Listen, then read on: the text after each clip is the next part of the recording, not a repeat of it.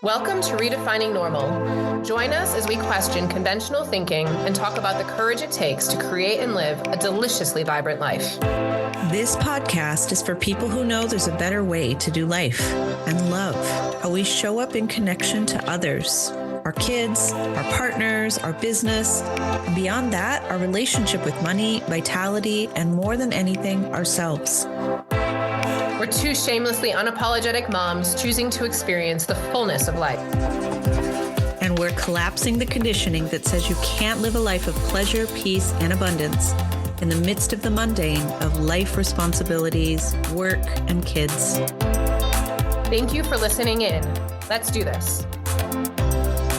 Hello and welcome to this week. It's Keri, Lynn, and Jamy, Miranda coming at you.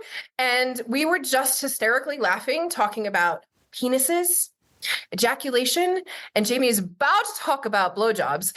And so we just knew to record. So we're not really sure what's going to come out of this conversation, but we know that it's a really important conversation to have with you guys as we sit here giggling about how much we love penises. So, Love the penis. I love a good penis. Yeah. So this conversation started because we were talking about pleasure and orgasms and sex recently. And I asked for a picture of said penis that is involved in orgasms that we were discussing. And we're just laughing about how normal that is for us, right? Like, it's actually, I didn't feel any hesitation to say, can I see what it looks like? Because like actually, positions and things like this matter, right? Like this is a functional thing. Right. So before you say that, like why she asked for a picture of my partner's penis is because we were talking about, for me, I've been on a journey around my own orgasms. And Jamy has some experience in orgasms that I don't. And so I was really wanting to learn more about G-spot orgasms. And I haven't had regular G-spot orgasms. And so we were talking about how the literal functionality of this. And I think this is really important to talk about to start with this, because a lot of women, and like this is why we're having this conversation, a lot of women out there don't realize that there's multiple ways to have orgasms, that there's actually physical things that we can do to enhance or be able to bring into and to look in our body spaces and to see how a penis meets into the vagina, all these different things that can actually allow us to receive and experience more pleasure. And so as I have been experiencing sex and different things with this beautiful man in my life, I was like, wow, this hits in a different way. I don't really know. Like I've never had this experience before. And this is, I'm like, I don't know what to do with this. And as I've been experiencing this, like my sensitivity has been opening up, and we've been having this conversation to really teach me how to have this kind of an orgasm. So this was literally a very practical, very practical thing of like, I want to know what this is doing, because on a physical level, where is this going to, and how is this going to affect you with inside of you? So I think that's really important to talk about, because for women, if you don't know that there are, I don't know, is there like 9 ways? Maybe there's more, Jamy, you might know the answer to this, to like actually. I don't even know. Yeah. I mean, like, I didn't even know there was 9, actually. Someone told me that at some point in time, so I don't know. I could be making that up. There's G-spot, there's clitoral, there's cervical, there's energetic. There's actually an A spot on the bottom side of your. I was thinking about that the other day. Vagina too. Yeah, if you hook backwards. Yeah. Towards your. By the way, if you hook backwards, I say this. I'm like, you guys can't see me on video. But it's like if you would go in your inside and you hook backwards towards your bottom. Yeah. Yeah. I mean, like, we should look this up. We will look it up and we'll look this up and we'll talk about what at some point. All of the different kinds of orgasms. Because today's more about penises, actually. So now that you understand the background of what we were talking about while we put our lives, let me just talk about orgasms online for y'all. And of course, Keri did ask for, consent. May I share a picture of your penis? And Keri has seen Kyle's penis because I was just so proud of how beautiful. He has a beautiful cock. This is what we were literally talking about before. And we were saying how we find it really sad that for so many women, it's like we protect, or we have some, I don't even know, like possession, or and some discomfort, and like, no one should see this, or like, I don't know. I don't even know what it is. Like, it feels like it's mine. There's some insecurity, and I don't know what the story is. Like, if somebody else sees it, is it diminished? Is it vulnerable? these are like these private parts. I mean, this is just nakedness in general, right? Yeah. So because we even go to nakedness in general, then it's like women, both sides, like so many people are shamed of being naked in front of anybody either way. Yeah. Right. And so even if you're with a girlfriend, they might not even want to see you naked. Yeah. Right. That's like shameful. Never mind that Jamy would come up to me and say, "Oh my God, Keri, I have to show you the picture of Kyle because his cock looks so fucking good in this picture." And by the way, again, Kyle also knew. Yes. So I did ask him, "May I show Keri this picture of you?"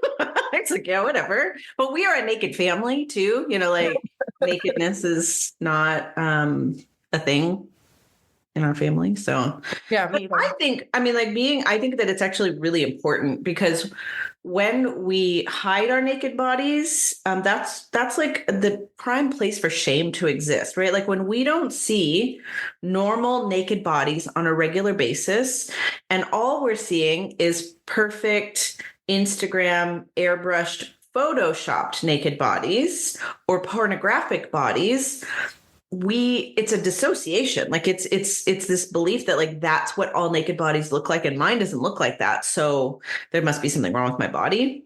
Versus when we see normal naked bodies with the bumps and the cellulite and the scars and the whatever, it's like we really start to normalize and feel more comfort with our own. So I mean, like, that's a whole conversation as well.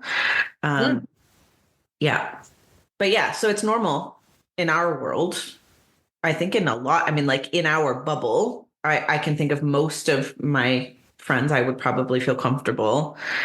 Like if we were talking about orgasms functionally saying, "So what does this penis look like?" To really be able to offer some specific feedback on positions or, right. Like different techniques. So, yeah. And I think it's interesting because I think it's not something we actually talk about as women, is like, when we start to actually talk about what men's penises look like, I mean, seriously, they all look so different. I did not before coming out of my marriage, or being more open in naked spaces as well. I did not actually have the realization, because I'd had one penis for so many years. I'd almost forgotten how different they all look. Yeah. And how that makes a difference. It does. The way they're shaped, the way they, like it all does. Like, I like all penises. There's not really a penis I've found that I don't like, right? Yes. Yeah. And they all fit in differently, and they all have different functionalities within inside of you if you're having sex with said penis. Yes, I agree. And I think that normally, at least in like general kind of everyday spaces, I feel that there is like an aversion to penises. A lot of women are like, "Ew, penises." Oh yeah. Mm-hmm. And maybe that comes from not having exposure, a healthy exposure and discussions and understanding around that. And it's associated with, like disgust or icky experiences and conversations in their mind.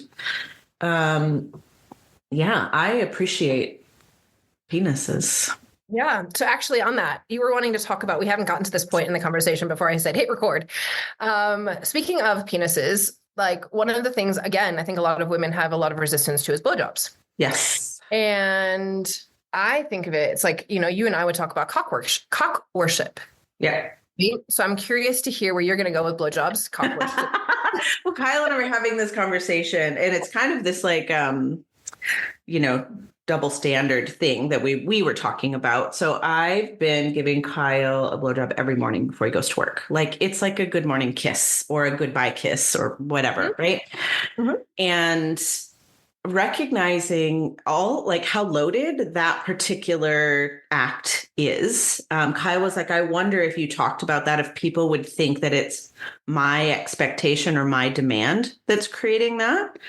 And I'm like, "Yeah, Possibly. Like, I think it's hard for some people to fathom that a woman actually like really enjoys that. I get super turned on by giving him a blowjob, like best foreplay ever. And actually even orgasmic. Like, I can orgasm from oral sex with him. And I love it. I love starting my day. Like, it's a fun little like Eros injection for the day. And he goes off to work. He does not come, by the way. That's another part of this discussion.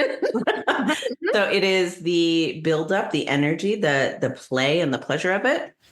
But I was thinking about, because I was wanting to like share that somewhere and talk about that. I was like, oh, so women will perceive that it's for him and not for me, or by his demand and not by my like, can you please? Can you please do this? Can I please suck on your cock? Yeah. But also this dual standard of mocking women for not liking it, or calling out women for not liking it, or even stating that women don't like it. Where on the flip side, I see a lot of people like, if a man doesn't like to eat pussy, then he's not a real man. And like all of this kind of digs at men if they don't enjoy doing it on that side. But it's unheard of or absurd or highly offensive to ever imply that about a woman, that if she doesn't like to give oral sex, if she doesn't like blowjobs, that's her prerogative. And that's right. Like, there's just such a dual standard in the way we talk about men who don't like to do that versus women who don't like to do that. Yeah. And what's happening in the conversation and the field and the, the space between that's the case. And I'll just be clear. I don't think that it's great to like judge and mock anybody for their preferences. Like, I think it's shit that we say a man's not a real man if he doesn't like doing that. And not the opposite, that we should be calling out women for not liking it, but more a sincere question about what experiences and stories and anchors exist in your body that this is not something you enjoy and doesn't feel safe and pleasurable for you, because it's a beautiful connection. It's a beautiful act. It's very pleasurable on both sides. And so I would venture to guess that there's probably some, toxic experiences or stories that create the aversion. Yeah. Like, I'm just letting that land in my body. It's funny because I've been doing the same with my partner around blowjobs, and I love, like, we don't live together, so it can't be done every day. But I love when he's around that I'm like, if he comes in at the end of the day, I'm like, oh yeah, I totally will. Or if he comes in, like in the morning when we wake up, I'm like, yeah. And it's really interesting because I think here I want to say this, like, you talked about ejaculation, and I want to bring this in here because like, well, and we even had this conversation because it was like, if you do that, a lot of men think, or a lot of women think, that then they have to take them to a certain point, or it has to be experience. And I'm like, sometimes it is like literally like kissing. It's like, there's a few minutes that I'm like, I just want great. I'm like, I just want to do this because it feels really good, and you're going to like it, and I'm going to like it. And it's a nice moment of connection. And then we're going to move on with our day. Right. And it doesn't have to be more than that. Right. Yeah. And we don't have to take it to the point of ejaculation. Yeah. And I think I want to talk about that here too. Yeah. And I do wonder, like, is there, I guess the question being like, is there something we could share here around if you don't like it? Because you asked the question, but like, if you don't like it, is there an exploration that we could bring people into here about why they don't? Mm-hmm. I mean, it's the same as we do, right? It's like, sit with, like, when you think about a blowjob, what does it bring up? Where do you feel it? I mean, there's so many different ways to, like, self-explore and self-reflect in this, but oftentimes there's like a specific story or idea, and it may not even be a personal experience. It may actually be like scrolling Instagram and seeing women talk about how horrible men are, how gross penises are, how whatever, right? Like, there's a perception that exists internally that's creating this picture or this perception of what blowjobs are. And it's, like, if it's something that you want to explore, then going internal and even just getting curious about, like, what is my story, what sensation comes up, what emotion, what projection, and it'll often lead you somewhere, whether it's like a feeling and a sensation in your body or a specific story or a specific experience or whatever. And then, I mean, you just continue to kind of follow that rabbit hole to bringing it back to what is to truth and integrity when you take your story and your, kind of projections around it out. And actually, even before that, I would say is like, do you want to? Do you want to? Do you want to? Does it matter to you? Do you want to find ways to have pleasure? Like for me, part of it is like, I know I can have throat orgasms. So I'm like, I want to find ways to bring myself to that pleasure. And ultimately, when we start to do that, like Jamy said, like it brings her immense amounts of pleasure. And so we can actually allow ourselves to go those places, but we have to choose it first.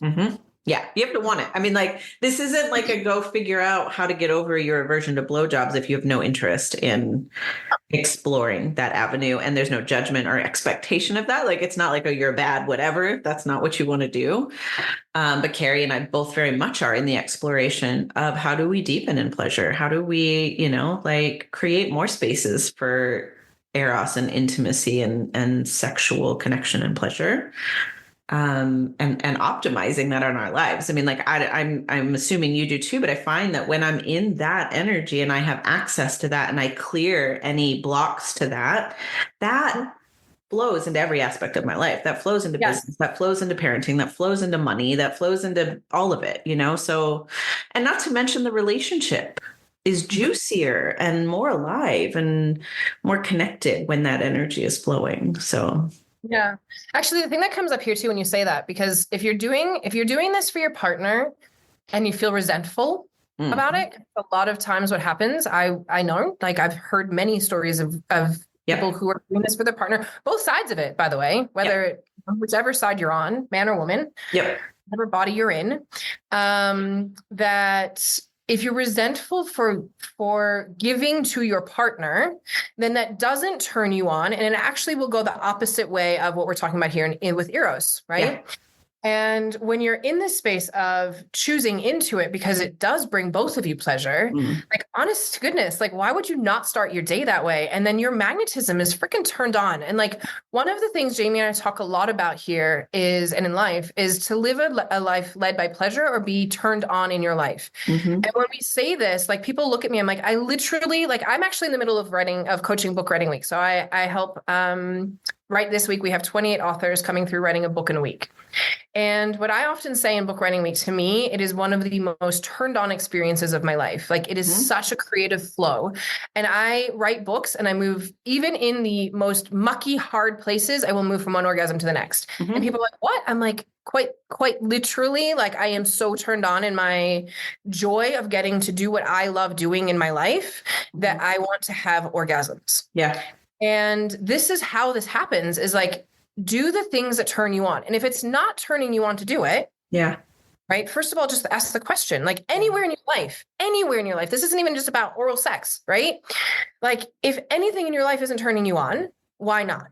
Are you doing it out of like, because you're obligated to do something? If you are, check in with yourself. Then why are you doing it? And this is literally the creation of your own reality. I mean, like, this is it. The thing is happening, like, like you're doing whatever it is you're choosing to do, but you get to frame it in a way that serves you. Right. You can frame it as an obligation and a pain in the ass.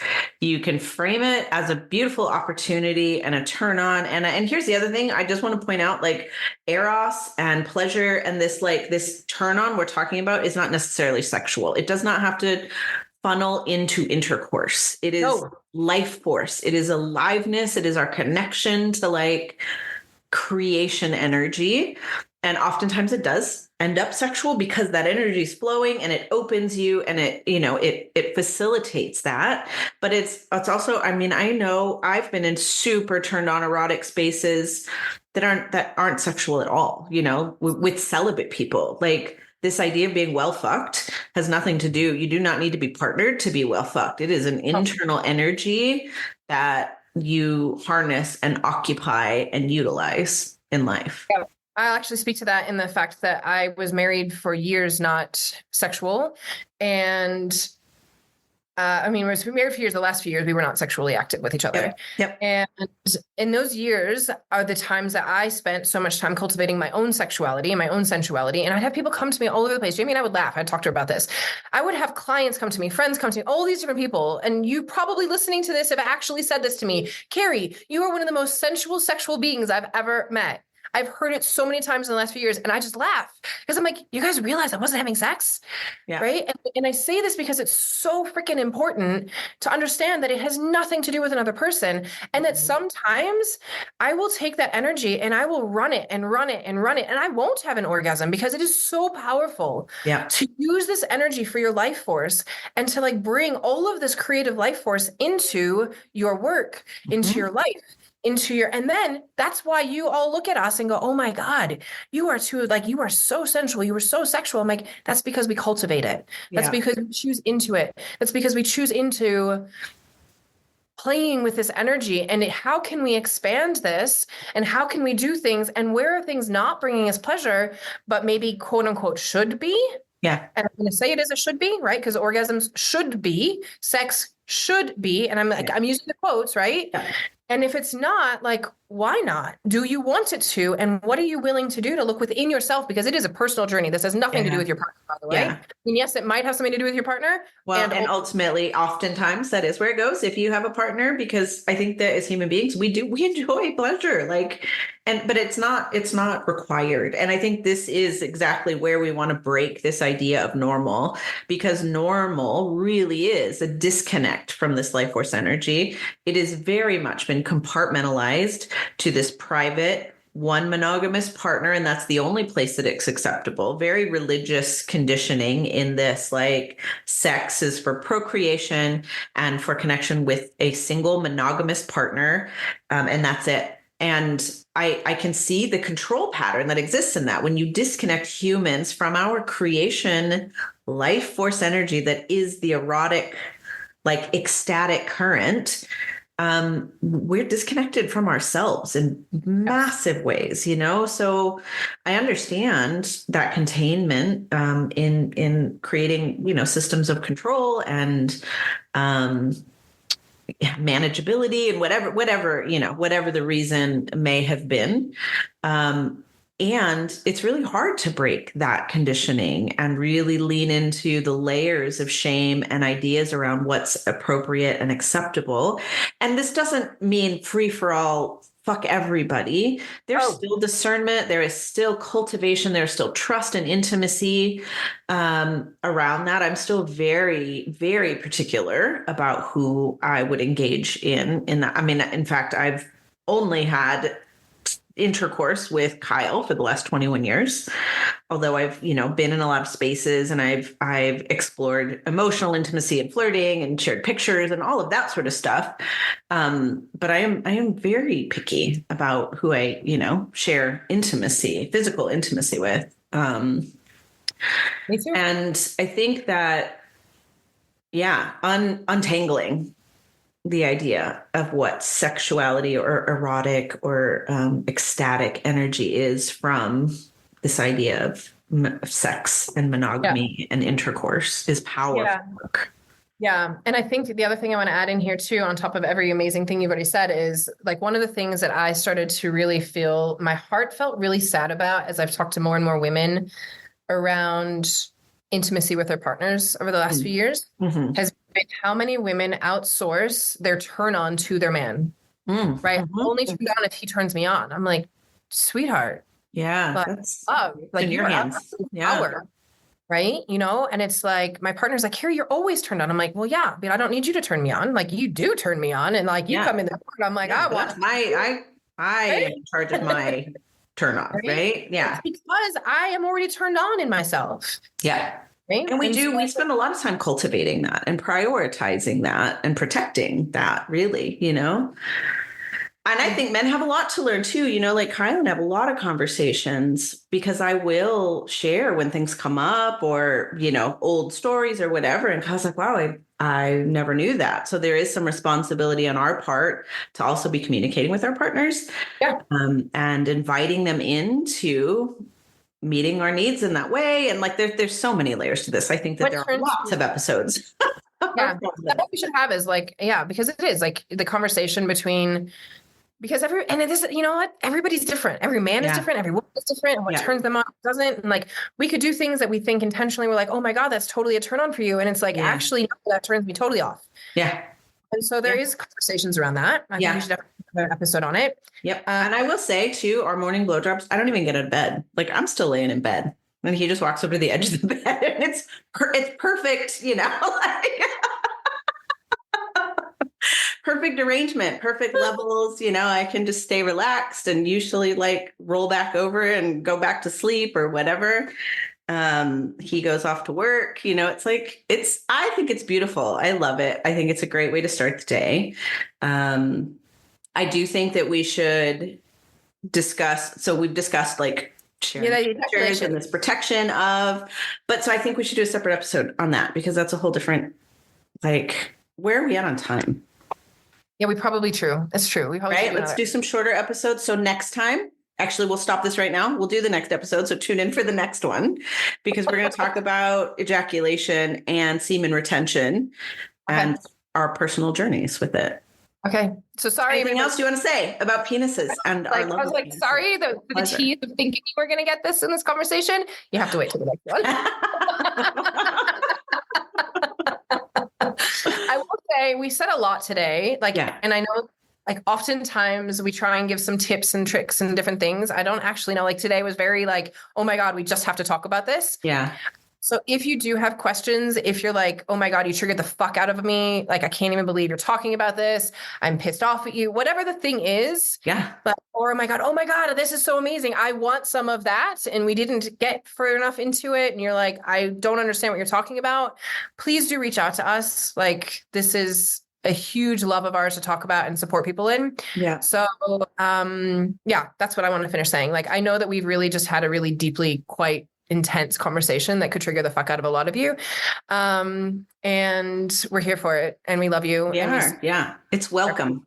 Because we were there too. Yeah. Right. We were both there too. So yeah. I mean, like however many years ago, I was definitely the one that was like, oh my God, I would never look or want to show pictures. What? Now I'm like, how do we start a channel where we can share all the erotic pictures, all of the sexy stories? Like, I want to make room for that. By the way, she did do that. We do have a sexy selfies group where that's like started a whole thing. And she actually does teach sexy selfies. So by the way, that doesn't exist. And I want to expand it. I want to make it co-ed. I want to create space because I think that all of us have a desire to be seen and witnessed in our fullness and in our eros. And there's something so liberating and so expansive in that. Like, it's healing on a lot of levels, and it does bring up a lot of shit. So, you know, like there's work and pleasure in that. So, yeah. It does. Actually, we'll add to that and just say, if you are actually wanting to do sexy selfie things with Jamy, do reach out to her because it truly has been part of probably one of the most healing parts of my journey. And I was triggered as hell to start this journey. I did not like my body when she first started teaching me how to take the pictures. I was so I want to say there's a little embarrassed. There was a lot of shame in the roles, the different things. And now the more that I do it, I'm like, oh my God, I feel so freaking sexy and gorgeous. And it's totally changed my life. And it doesn't matter what size you are, what shape you are, like there is a way there is a way for you to feel and look absolutely freaking sexy and gorgeous in pictures, naked, clothed, however you want to do it. Jamy is so amazing at this. So please do reach out to her and join whenever she decides to do her next group. Maybe this will entice her to do. Yeah, maybe it will. I generate a responder's like, okay, let's do this. All right, let's close it and then we'll hit record again. So you guys can have the next week will be on ejaculation, semen retention. Okay. All right. If you enjoyed this show, let us know. We're all about authentic connection, so come chat with us on social media or email. Links are listed in the show notes. And please make sure to subscribe to the podcast on your favorite platform and share the magic on your socials.